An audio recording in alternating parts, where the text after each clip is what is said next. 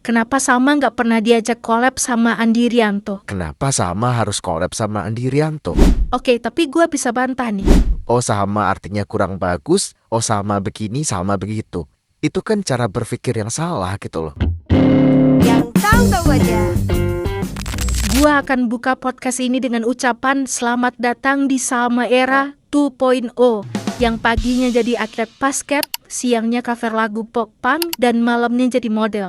What more can you say? Iya, ini mengingatkan gua pada beberapa orang yang sering bilang kangen Salma era idol. Dan gue bisa bilang kalau Salma versi sekarang bahkan sudah jauh melebihi Salma versi idol dari sisi manapun. Dan ini bang, kalau gue lihat ya, Salma itu sekarang secara fashion atau stage outfitnya tuh udah mulai nemuin karakternya sendiri gak sih? Kayak dia tuh udah jarang pakai outfit, dress biasa gitu kayak dulu dia di awal-awal lulus idol gitu. Iya, dia arahnya lebih ke edgy gitu ya, street style gitu lah. Dan stage outfit dia di Pesta Pora kemarin itu keren banget sih. Cocok dengan karakter dan pembawaan dia. Jadi kalau ada yang masih membayangkan Salma bakal tampil layaknya diva-diva dengan gaun mewah, penuh keanggunan, aksesoris mahal, kalung berkilauan, iringan musik grande, dan lain-lain, udahlah itu lupain aja. Nggak akan ada kayak gitu. Nah ngomongin soal diva, soal iringan musik grande yang tadi barusan lu bilang, gue jadi ingat satu pertanyaan yang banyak banget ditanyain di DM, tapi lu gak pernah mau jawab bang. Yang mana? Gue omongin nih, Ya yang mana? Pertanyaan yang mana? Kan gue belum tentu jawab. kenapa Salma gak pernah diajak collab sama Andi Rianto? Ya kenapa gue males jawab pertanyaan ini adalah karena ini pertanyaan yang punya tendensi ingin menyeragamkan Salma dengan orang lain. Jawaban paling simpel gue adalah dengan pertanyaan juga. Kenapa Salma harus collab sama Andi Rianto? Tapi kan gue gak mungkin jawab kayak gitu karena gak semua orang ngerti bahwa perkara collab-collab gini gak segampang itu gitu loh. Ditambah lagi dengan gak semua orang bisa melihat gambaran Salma sebagai musisi itu secara lengkap. Gue tahu pertanyaan ini tuh datang dari keinginan agar Salma itu mengikuti sebuah standar. Padahal kalau kita paham apa yang sedang dikerjakan Salma saat ini adalah menciptakan standarnya sendiri. Lagian tahu dari mana sih kalau Salma itu gak pernah diajak? Ya gue tahu Diodra collab sama Andi Rianto, Roni collab sama Andi Rianto, Paul juga collab. Terus Nabila pernah collab juga kalau nggak salah sama Yovie Widianto dan sebagainya. Sehingga seolah-olah Salma itu harus ikut collab juga gitu loh. Karena kalau Salma nggak ikut, itu artinya ada yang janggal. Oh Salma artinya kurang bagus. Oh Salma begini, Salma begitu. Itu kan cara berpikir yang salah gitu loh. Gue yakin masih banyak yang punya standar dan pemikiran kayak gitu.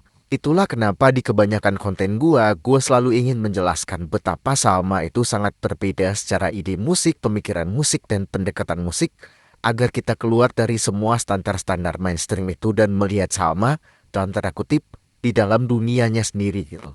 Menurut gue pribadi, ini menurut sok taunya gue aja ya, berdasarkan apa yang gue pelajari dari filosofi bermusiknya Salma. Jawabannya mungkin karena Salma tidak match atau kurang cocok dengan karakter musiknya Andi Rianto ataupun Yovie Widianto. Kita tahu Salma itu bukan penyanyi tipe diva. Secara aliran dia juga bukan tipe penyanyi dengan musik-musik grande, mewah seperti umumnya karya Andi Rianto, atau juga bukan tipe sentimental atau sweet ballad seperti karya-karyanya Yovie Widianto.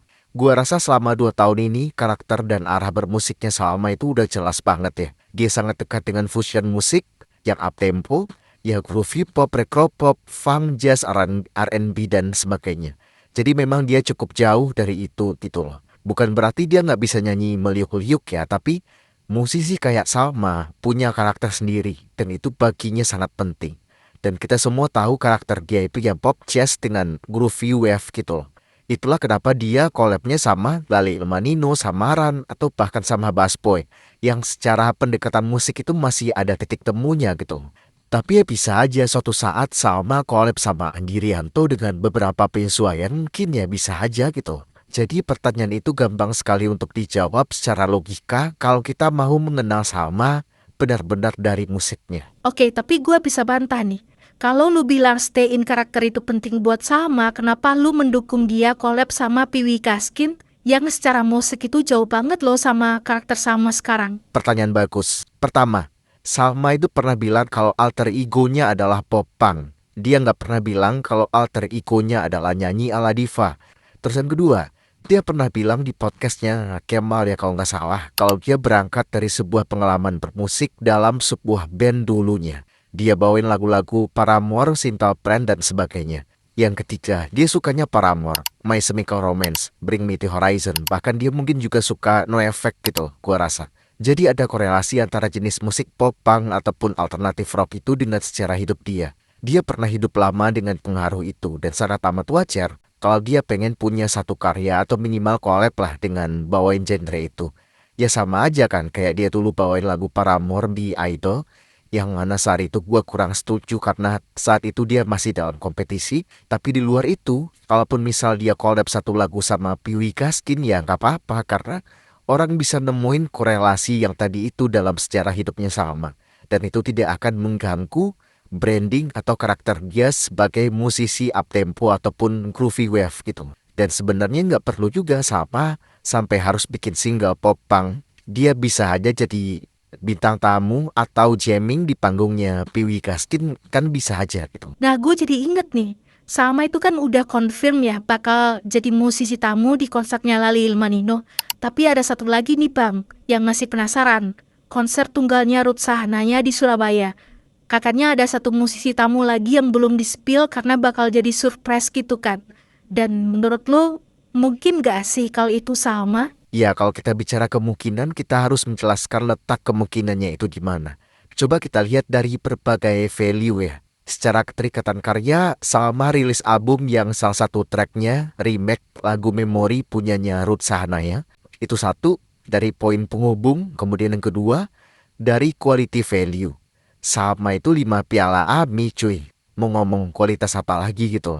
Terus berikutnya dari sisi bisnis. Konsernya itu di Surabaya dan bisa dibilang Surabaya adalah salah satu rumahnya Salma. Lalu apa lagi? Salma secara interpretasi vokal juga dekat dengan pop retro atau pop 80-an. Dan satu lagi, jangkauan pendengar dan penggemar Salma itu sangat luas. Ya mungkin 20 atau 30% itu generasi X atau boomers ya, yang juga dengerin karya-karyanya Ruth Sahanaya dulunya gitu. Jadi itu penjelasan-penjelasan dari kemungkinannya ya. Apakah itu pikir kalau itu udah pasti sama? Ya enggak juga. Ya 50-50 lah ya. Tapi mereka follow-followan gak sih di Instagram atau di mana gitu? Follow-followan Bang, dan bahkan kemarin Mama Uti juga pernah pakai soundnya lagunya Salma. Ya tapi gue gak tahu juga sih. Kalau ditanya mungkin ya mungkin aja. Ya kita tunggu aja lah karena pasti nanti bakal dikasih tahu juga. Dan kalau benar itu sama, ya disitulah kelasnya Salma. Jadi undangan spesial di panggung musisi-musisi besar gitu. Kalaupun itu bukan Salma ya gak apa-apa ya. Nanti bakal ada waktunya sendiri lah. Dan siapa tahu juga nanti malah Salma yang undang Ruth Sahanaya di konser tunggalnya dia, kan bisa aja gitu. Wah, bisa juga sih. Oke, jadi segitu dulu ya podcast kita kali ini. Dan semoga apa yang kita omongin sedikit banyaknya bisa mewakili ya mungkin pertanyaan, keresahan, atau mungkin rasa penasaran teman-teman semuanya. Dan jika teman-teman ingin mengapresiasi konten-konten kami, mendukung kami sebagai konten kreator, atau sekedar traktir kami kopi, bisa melalui link di bio profil akun TikTok kami. Sekian dulu dan kita jumpa lagi di podcast yang tahu-tahu aja berikutnya. Bye-bye. Yang tahu-tahu aja.